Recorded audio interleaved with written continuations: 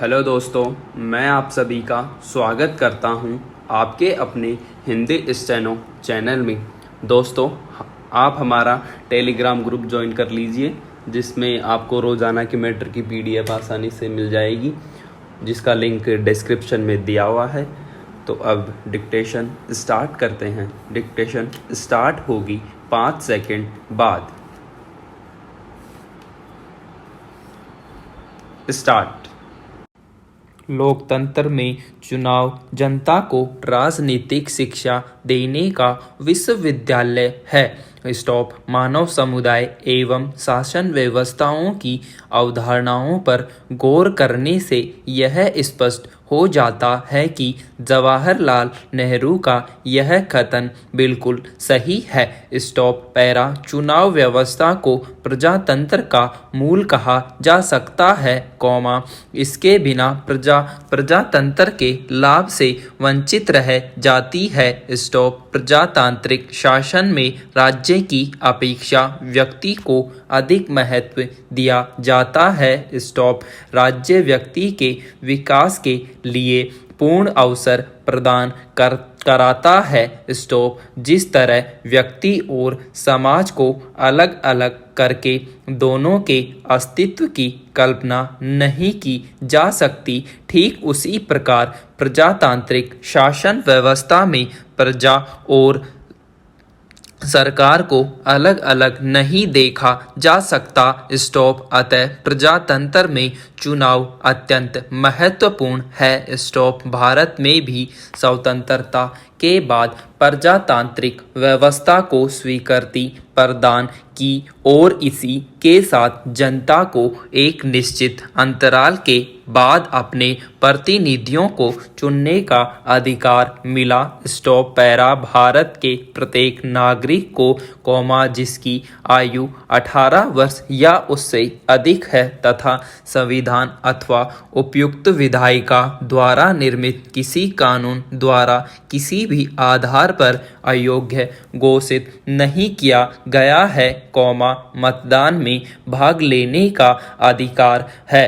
Stop. वयस्क मताधिकार के आधार पर भारत में पहला आम चुनाव वर्ष 1951-52 में हुआ। स्टॉप। पहले मतदान करने की न्यूनतम आयु सीमा 21 वर्ष थी। स्टॉप। वर्ष 1989 में 61वें संविधान संशोधन के द्वारा न्यूनतम आयु सीमा को 21 वर्ष से घटाकर 18 वर्ष कर दिया गया। स्टॉप। अब तक लोकसभा के लिए 17 चुनाव हो चुके हैं। स्टॉप। 17वीं लोकसभा का चुनाव वर्ष 2019 में संपन्न हुआ। स्टॉप। यह चुनाव 7 चरणों में संपन्न हुआ। स्टॉप। यह अभी तक हुए सभी आम चुनाव में सबसे लंबी प्रक्रिया वाला चुनाव रहा। स्टॉप। पैरा। भारत में लोकसभा व राज्य विधानसभाओं के चुनाव हेतु इस प्रणाली को अपनाया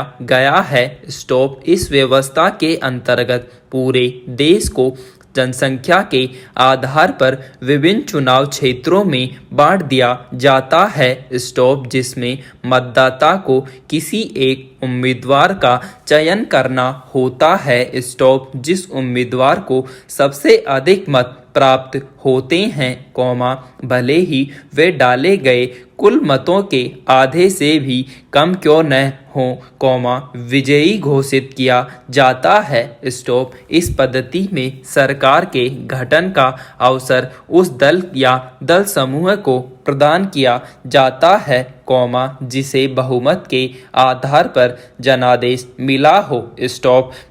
पैरा। इस प्रणाली की प्रमुख त्रुटि यह है कि इसमें केवल तुलनात्मक बहुमत का ध्यान रखा जाता है। स्टॉप। चूंकि अधिकांश मुकाबले बहुकोणीय भी होते हैं।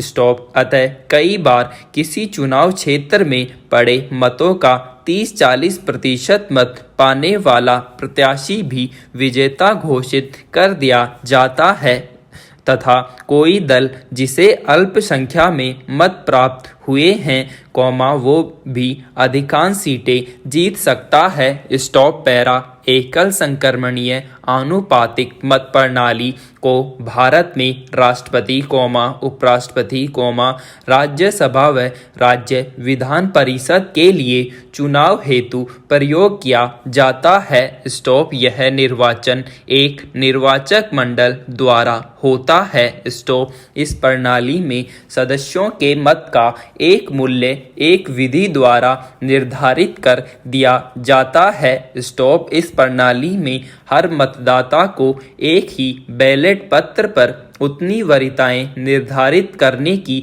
स्वैच्छिक छूट दी जाती है, जितनी की प्रत्याशियों की संख्या हो। स्टॉप पैरा इस प्रक्रिया में उन प्रत्याशियों के दूसरे व उत्तरवर्ती वरीयता मतों को शेष प्रत्याशियों में वितरित कर दिया जाता है, जिन्होंने न्यूनतम प्रथम वरीयता के मत पाए हों। स्टॉप यह प्रक्रिया तब तक जारी रहती है, जब तक कि आवश्यक संख्या में प्रत्याशी न चुन लिए जाएं। स्टॉप ऑस्ट्रेलिया में इसे संघीय स्तर पर प्रतिनिधि सभा के चुनावों में प्रयोग किया जाता है। स्टॉप पैरा भारतीय संविधान के अनुच्छेद 324 में निर्वाचन या चुनाव आयोग का उपबंध किया गया है, अर्थात भारत में विभिन्न प्रकार के चुनावों को नियंत्रित एवं संचालित करने के लिए भारतीय संविधान ने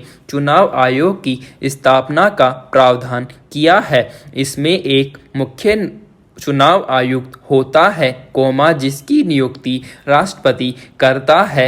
स्टॉप भारत के पहले मुख्य चुनाव आयुक्त सुकुमार सेन थे। स्टॉप चुनाव को नियंत्रित एवं संचालित करने के लिए यह आयोग चुनाव क्षेत्रों का परिसीमन, मतदाता सूचियां तैयार करना, विभिन्न राजनीतिक दलों को मान्यता प्रदान करना, राजनीतिक दलों को चुनाव चिन्ह प्रदान करना, चुनाव की व्यवस्था करना, राजनीतिक दलों के लिए आचार संहिता तैयार करना जैसे कार्य संपन्न करता है। स्टॉप आयोग के पास आवश्यकता पड़ने पर उपचुनाव कराने एवं चुनाव रद्द करने का अधिकार होता है। स्टॉप निर्वाचन आयोग चुनाव याचिकाओं के संबंध में सरकार को परामर्श देने का कार्य भी करता है। स्टॉप पैरा पहले चुनाव में बैलेट पेपर एवं बैलेट बॉक्स का प्रयोग किया जाता था। स्टॉप प्रौद्योगिकी में विकास के बाद चुनाव को भ्रष्टाचार से मुक्त कर इसे अधिक विश्वसनीय बनाने के उद्देश्य से इलेक्ट्रॉनिक मतदान मशीनों का प्रयोग आम चुनाव में होने लगा। स्टॉप इसके लिए वर्ष 1989 में संविधान संशोधन करना पड़ा। स्टॉप इलेक्ट्रॉनिक मतदान मशीनों का प्रयोग नवंबर, 1998 में विभिन्न निर्वाचन क्षेत्रों राजस्थान, मध्य प्रदेश एवं दिल्ली के चुनावों में पहली बार किया गया। स्टॉप वर्ष 2004 में 14वीं लोकसभा के चुनाव में पूरे भारत में इस मशीन का प्रयोग किया गया। स्टॉप अब पूरे भारत में निर्वाचन के लिए इसी मशीन का प्रयोग किया जाता है। स्टॉप पैरा ईवीएम मशीन में प्रत्येक उम्मीदवार के नाम के सामने उसकी पार्टी का चुनाव चिन्ह होता है, जिससे मतदाता को अपने प्रतिनिधि के चुनाव में सुविधा होती है। स्टॉप यदि कोई मतदाता किसी भी उम्मीदवार को चुनने योग्य नहीं मानता, तो वह नोटा का बटन दबा सकता है। स्टॉप भारतीय मतदाता को इस विकल्प के चयन का प्रथम अवसर वर्ष 2014 के आम चुनाव में मिला। स्टॉप वर्ष 2015 में बिहार विधानसभा चुनाव में मतदान की निगरानी के लिए ड्रोन तकनीक का इस्तेमाल किया गया। स्टॉप साथ ही पारदर्शी और विश्वसनीय निर्वाचन हेतु ई विजन 2020 का भी विचार प्रस्तुत किया गया है। स्टॉप पैरा वर्ष 2019 के आम चुनाव में पहली बार ईवीएम वोटिंग मशीन के साथ वीवीपीएटी का प्रयोग किया गया। स्टॉप मतदान पहचान और पंजीकरण प्रक्रिया को आसान बनाने हेतु पीडब्ल्यूडी ऐप की सुविधा प्रदान की गई। स्टॉप चुनाव आचार संहिता का उल्लंघन करने हेतु पर तुरंत कार्रवाई करने एवं शिकायत प्राप्त करने हेतु ऐप को सक्रिय बनाया गया। स्टॉप।